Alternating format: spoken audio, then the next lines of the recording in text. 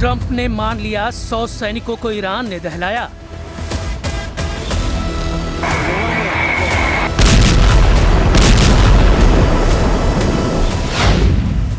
Trump ने कबूल कर लिया, ईरान ने 10 दोस्त देशों को पीट डाला।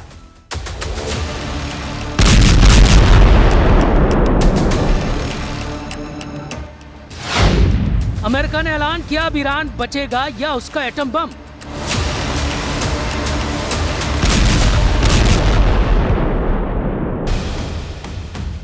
लेकिन ईरान बातें कम, हमले ज्यादा कर रहा है। ईरान ने फिर से कुवैत के एनर्जी और पानी के इंफ्रास्ट्रक्चर पर भीषण बमबारी की है। कुवैत ने जानकारी दी कि उसके बिजली और डिसैलिनेशन प्लांट पर भयानक हमला हुआ है। लगातार चौथे दिन ईरान ने कुवैत पर कहर ढाया है। कुवैत की तरह ईरान 5 देशों को कुचल रहा है। लेकिन अमेरिका की मार भी बड़ी डरावनी है। सुपर पावर ने अपने विनाशकारी हथियारों को युद्ध में झोंक दिया है।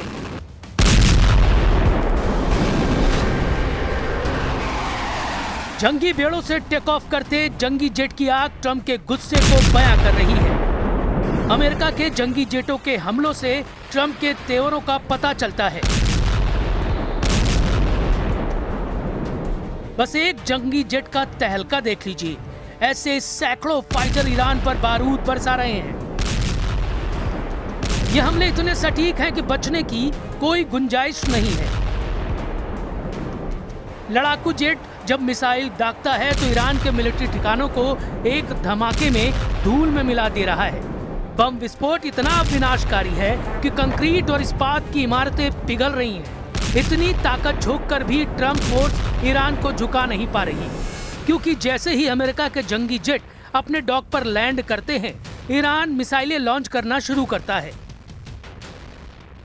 ईरान की मिसाइलें कब और कहां फटेंगी, इसकी भनक भी अमेरिकी सेनाओं को नहीं लग रही। ईरान हर हमले में नए दुश्मन देश को दहला रहा है। ईरान ने बहरीन में शेख ईसा मिलिट्री बेस को ड्रोन धमाकों से दहला दिया है। अमेरिका के 5वें बेड़े के अहम ठिकाने के ऑपरेशन सेंटर तबाह कर दिए गए हैं। जॉर्डन में ईरान ने अमेरिका के 20 ठिकानों पर तबाही मचाई है। जॉर्डन के अल अजराक में ईरान ने 20 इमारतों को जमींदोज कर दिया है।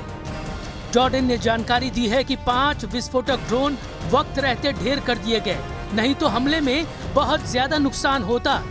कुवैत और संयुक्त अरब अमीरात में ईरान की मिसाइल आंधी अभी भी रुकी नहीं है। मतलब ये कि अमेरिका ईरान युद्ध अब उस मोड़ पर है जहां फैसला सिर्फ मैदान में होना बाकी है, क्योंकि आसमानी लड़ाई में ईरान भारी पड़ रहा है। अमेरिकी हमलों के जवाब में जॉर्डन में जो हमले किए गए उसमें 2 अमेरिकी सैनिकों की मौत हो गई, एक लापता है। हालत यह है कि सीज फायर खत्म होने के 10वें दिन अमेरिका ने ईरान के बंदर अब्बास और बंदर लेंगेह में जबरदस्त हमला किया। तस्नीम न्यूज की रिपोर्ट में यह दावा किया गया। इसके अलावा चाबहार में भी अमेरिकी मिसाइलों ने हाहाकार मचाया। जवाब में ईरान ने कुवैत में आरिफ जान बेस पर तैनात अमेरिकी हाइमार्स मिसाइल सिस्टम पर अटैक किया। जॉर्डन को भी निशाना बनाया गया। जॉर्डन की राजधानी अम्मान में हवाई हमले के अलर्ट के बाद सायरन बजने शुरू हो गए। IRGC का दावा है कि बहरीन में उसने अमेज़न के डेटा इंफ्रास्ट्रक्चर पर क्रूज मिसाइल से हमला किया। इस बीच खबर है कि ईरान ने हॉर्मुज में 2 तेल टैंकर उड़ा दिए हैं, यानी जंग खतरनाक मोड़ पर है। न अमेरिका रुक रहा है, न ईरान झुक रहा है। इस चक्कर में पश्चिम एशिया में हड़कंप मचा हुआ है।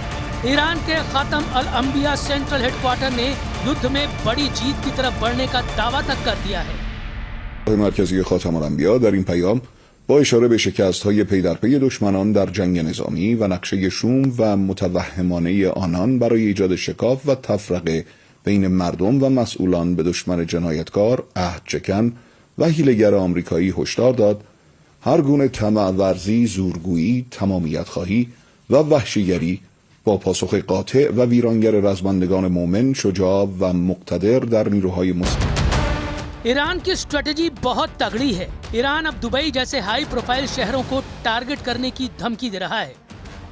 उधर ट्रंप फोर्स को जॉर्डन में मिले झटके से उबर पाना मुश्किल हो रहा है। वॉल स्ट्रीट जर्नल के मुताबिक जॉर्डन में जिस तरह से ईरान ने अमेरिकी सैन्य ठिकानों पर सटीक हमला किया है, उससे अमेरिका हैरान है। अमेरिका को लग रहा था कि चीन के इनपुट से ईरान ने हमला किया है, लेकिन अब इस्लामिक रेवोल्यूशनरी गार्ड ने दावा किया कि जॉर्डन के अंदर से उन्हें मदद मिली है। वही जॉर्डन ईरान के दावे पर टोटल साइलेंट हो गया है, जबकि ईरान में अमेरिका की पिटाई पर जबरदस्त जोश दिखाई दे रहा है। तेहरान की गलियों में बैनर पोस्टर के जरिए ट्रंप को हराने का ऐलान किया जा रहा है।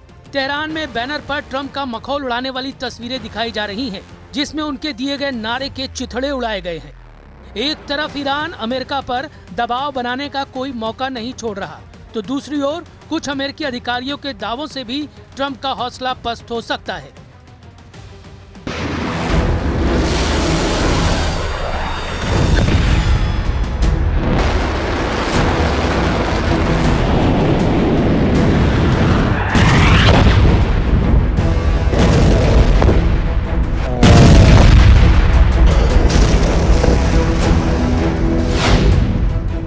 क्योंकि एक अमेरिकी अधिकारी ने दावा किया कि अमेरिका के पास ईरान के खिलाफ लंबा युद्ध लड़ने लायक मिसाइलें नहीं हैं। ब्रिटेन के अखबार टेलीग्राफ ने एक रिपोर्ट छापी, जिसमें उसने एक अमेरिकी अधिकारी को कोट किया और लिखा कि अमेरिका ईरान के साथ लंबे और बड़े सैन्य संघर्ष के लिए अपनी ताकत बढ़ा रहा है, लेकिन उसके सामने हथियारों और मिसाइलों के भंडार की कमी एक बड़ी चुनौती बन रही है। रिपोर्ट के हिसाब से अमेरिकी रक्षा अधिकारी को चिंता है कि अमेरिका को अपने रणनीतिक हथियार के भंडार को बनाए रखना है, क्योंकि चीन और रूस के मोर्चे पर भी अमेरिका को हथियारों की जरूरत पड़ सकती है।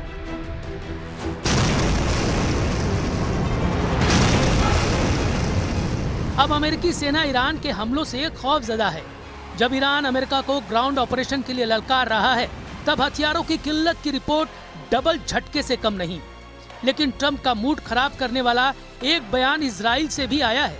इजराइल के विदेश मंत्री बेजलेल स्मोट्रिच ने घोषणा की है, अब उनकी सेना ईरान युद्ध में शामिल होने के लिए तैयार नहीं है। स्मोट्रिच ने दावा किया कि मौजूदा हालात इजराइल के लिए सबसे अच्छे हैं, इसलिए वो ईरान में अपनी ताकत जाया करने की जगह हमास और हिजबुल्लाह का सफाया करने में लगाएगा। हालांकि इसके पीछे ईरान से आए मोसाद के इंटेलिजेंस को माना जा रहा है, जिसमें बताया गया है कि ईरान ने एटम बमों की लैब एक्टिव कर दी है। मोसाद ने रिपोर्ट दी है कि ईरान ने पिछले साल अपने यूरेनियम संवर्धन सेंट्रीफ्यूज को पिकैक्स माउंटेन के नीचे गहरी सुरंगों में पहुंचा दिया था।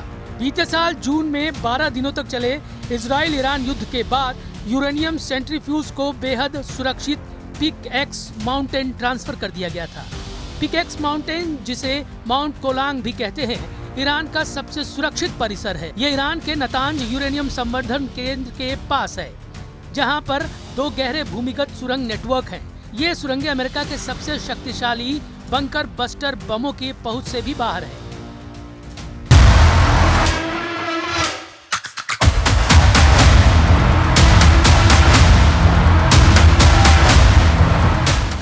क्योंकि ट्रंप प्लान बना रहे हैं कि ईरान में ग्राउंड ऑपरेशन के लिए अमेरिकी सैनिकों की जगह सीक्रेट अलायंस को उतारा जाए। अमेरिकी सेना का पहला टारगेट खर्ग आइलैंड पर कब्जे का है, जिसमें अमेरिकी फोर्स के साथ खाड़ी के उन सभी देशों की संयुक्त सेना ईरान में उतरे जहां हमले हो रहे हैं। मगर इस मिशन में अमेरिका के साथ क्या हो सकता है, उसका नफा नुकसान तौला जा रहा है। ईरान के खार्ग और खुजेस्तान आइलैंड ट्रंप का पहला जमीनी हमला झेल सकते हैं, इसलिए इनके बारे में बहुत जरूरी है कि कुछ बातें समझ लीजिए। मैप पर देखिए, ये है खार्ग द्वीप, ये फारस की खाड़ी में है, जबकि मेनलैंड ईरान में ये जगह है खुजेस्तान। इस इलाके में ईरान का बॉर्डर इराक से लगता है। ये दोनों जगह इस वक्त युद्ध के हॉट पॉइंट बने हुए हैं। खार्ग द्वीप पर ईरान के तेल निर्यात का टर्मिनल है, यहीं से उसके 90% तेल का निर्यात होता है। जबकि खार्ग द्वीप से जो तेल निर्यात किया जाता है, ईरान के खुजेस्तान प्रांत से निकाला जाता है। खुजेस्तान को ईरान की एनर्जी कैपिटल कहा जाता है। ईरान का 80% तेल खुजेस्तान की जमीन से निकाला जाता है। जाहिर है ईरान अपने पावर हाउस को बचाने के लिए पूरी ताकत झोंक देगा। ईरान की ग्राउंड फोर्स को ट्रंप हल्के में नहीं ले सकते। ईरान की फौज 6.5 लाख है। इसके अलावा पैरामिलिट्री फोर्स 2.5 लाख के बराबर है, जबकि ईरान में एक्टिव बसीज फोर्स 20 लाख तक हो सकती है। ये तो सिर्फ सेना की बात है। ईरान के 9 करोड़ लोग अमेरिका से युद्ध करने का ऐलान कर रहे हैं। हालांकि ये तल्ख हकीकत है कि अमेरिका युद्ध में जीते बिना मैदान से हटता नहीं। अगर अमेरिका जीत से दूर होता है तो दुश्मन देश को ही तबाह कर डालता है। सुपर पावर से दुश्मनी मोल लेकर खाड़ी में कई मुल्कों का नक्शा बिगड़ चुका है। अभी ईरान पर ट्रंप सिक्योरिटी का बहाना बनाकर हमला कर रहे हैं। चुने हुए ठिकानों पर धमाके हो रहे हैं। जिस दिन अमेरिका ने फुल स्केल वॉर शुरू की, यकीन मानिए बर्बादी का अंदाजा लगाना मुश्किल हो जाएगा।